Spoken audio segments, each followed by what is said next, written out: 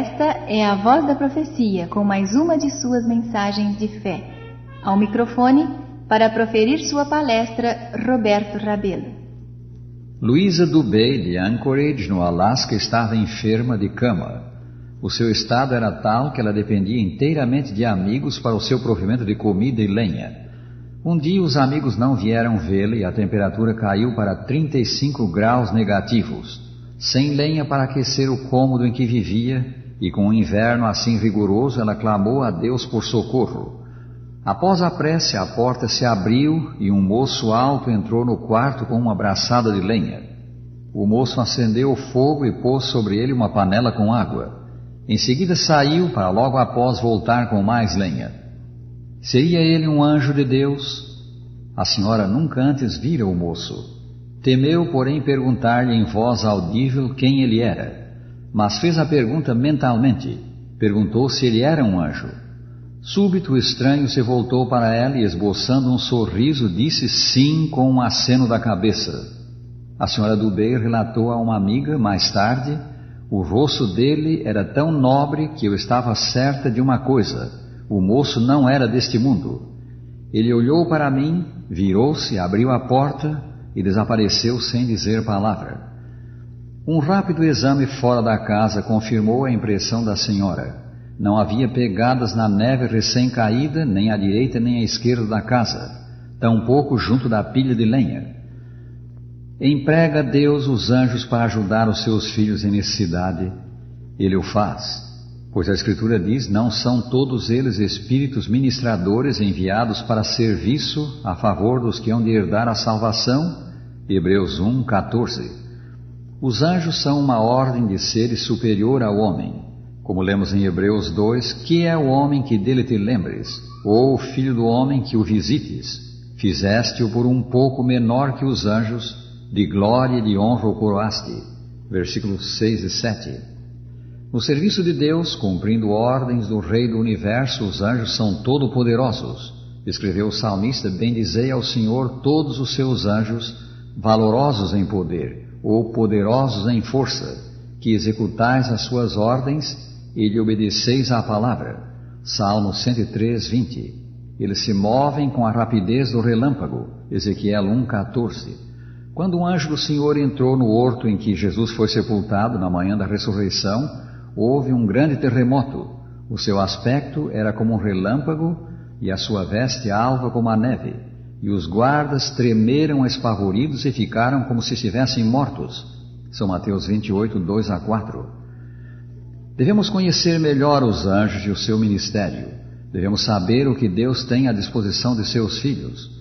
No seu recente best-seller, Os Anjos, Agentes Secretos de Deus, o evangelista Billy Graham pergunta: por que escrever um livro sobre os anjos? E responde: porque as forças do mal parecem estar devorando as mentes de pessoas já perturbadas e frustradas da nossa geração. Por isso creio que chegou o tempo de focalizar os aspectos positivos da fé cristã. João, o apóstolo, disse: maior é aquele que está em vós do que aquele que está no mundo. 1 São João 4, versículo 4. Os anjos são nossos constantes ajudadores. Esses ministros de Deus fazem pela família humana muito mais do que supomos. Um anjo de Deus assistiu a Agar no deserto, quando Ismael, seu filho, estava para perecer de sede. Gênesis 21, 14 a 19. Por meio de um anjo, Deus proveu alimento a Elias, também no deserto, quando aquele profeta, vencido pelo desânimo, pediu a morte. 1 Reis 19, 1 a 8. Um anjo de Deus, o anjo Gabriel, instruiu e confortou o profeta Daniel, após haver este recebido uma visão do céu, cujo sentido não lhe foi logo revelado. O anjo Gabriel anunciou a Zacarias o nascimento de João Batista e à Virgem Maria o nascimento de Jesus. No serviço que prestam em prol do homem, os anjos superintendem a obra de pregação do Evangelho. Eles estão encarregados dos grandes movimentos que visam a salvação de pecadores. No interesse do Evangelho e da Igreja, os anjos controlam as circunstâncias. Numa hora de crise para o antigo povo de Deus, quando inimigos deste procuravam impedir a reconstrução do templo após o cativeiro babilônico, inclusive denunciando os judeus a Ciro, rei da Pérsia, O anjo Gabriel por 3 semanas lutou com as forças do mal que tentavam controlar aquele monarca. Pela ação do anjo, Ciro foi persuadido a manter o seu decreto que autorizava a reconstrução do templo. Persuadir é o método de Deus. Isso foi então revelado a Daniel, o profeta, que orava ao céu em favor do seu povo. Daniel 10, 12 e 13. Esse fato remove a cortina e nos permite ver a luta espiritual que se desenvolve na terra entre os anjos de Deus de um lado e Satanás e seus anjos do outro lado. O apóstolo São João fala-nos de 4 anjos comissionados para conter os ventos das comoções e guerras, a fim de que a obra do Evangelho possa ser consumada. Apocalipse 7, versículos 1 a 3. Os anjos servem também como protetores dos que amam a Deus. Quando Daniel foi lançado na cova dos leões, em Babilônia, Deus enviou o seu anjo e fechou a boca dos leões. Daniel 6, 22. Quando os apóstolos foram presos em Jerusalém, um anjo do Senhor abriu as portas do cárcere e os pôs em liberdade. Atos 5, 19. O mesmo aconteceu a São Pedro quando Herodes o prendeu intentando matá-lo. Atos 12, 1 a 11. No seu já mencionado livro, Os Anjos, Agentes Secretos de Deus, o evangelista Billy Graham narra a seguinte história sobre o missionário João Patton. Patton trabalhava nas Novas Hébridas. Certa noite, um grupo de indígenas hostis ao seu trabalho cercaram a sede da missão com o objetivo de incendiá-la e matar o missionário e sua esposa. O cerco prosseguiu durante toda a noite e, no decorrer daquelas horas de terror, o casal orava a Deus pedindo proteção e livramento. Ao amanhecer, eles se maravilharam de ver os atacantes se retirarem sem causa aparente. Então agradeceram a Deus o livramento concedido. Um ano depois, o chefe da tribo converteu-se ao cristianismo e Patton, lembrando o que acontecera, perguntou-lhe o que o impedira de queimar a casa e matar os missionários. Surpreso, o chefe respondeu com a pergunta: quem eram aqueles homens que o senhor tinha ao seu lado? Não havia homem algum na casa, esclareceu Patton. Apenas eu e a minha esposa.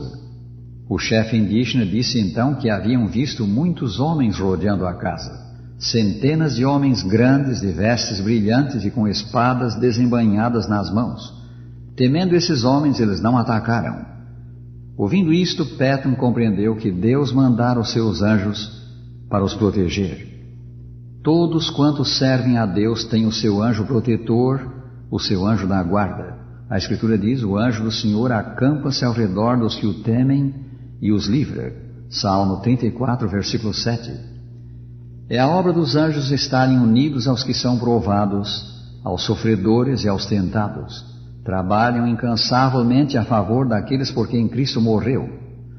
Devemos pedir a proteção desses representantes de Deus sobre nós e nossos filhos. Mediante sincera, fervorosa oração, devem os pais erguer uma sebe em torno de seus filhos. Devem pedir com plena fé que Deus habite com eles e que santos anjos os guardem e a seus filhos do cruel poder de Satanás. Ao voltar Jesus para receber os salvos, todos os santos anjos o acompanharão. Eles trabalharam pelos remidos. Quais soldados do divino general repeliram as hostes das trevas e sustiveram os que creram. Ser-lhes-á então dado compartilhar a alegria de Cristo de reunir e levar para o céu aqueles por quem verteu o seu sangue. E ele enviará os seus anjos com grande clangor de trombeta, os quais reunirão os seus escolhidos dos 4 ventos de uma a outra extremidade dos céus. São Mateus 24, 31. Ao erguer-se da tumba naquele dia, cada filho de Deus será saudado pelo seu anjo da guarda e então conduzido ao encontro com Cristo. Que grande dia há de ser esse, amigo! Dia de encontro com os anjos, encontro com Cristo, encontro também com os nossos queridos que a morte levou. Estarás lá, Deus quer que estejas, e para isso te deu Cristo, em quem temos salvação do pecado e vida eterna. Terminamos deixando com os nossos ouvintes a segurança que nos dá o salmista, Salmo 34, versículo 7. O anjo do Senhor acampa-se ao redor dos que o temem e os livra.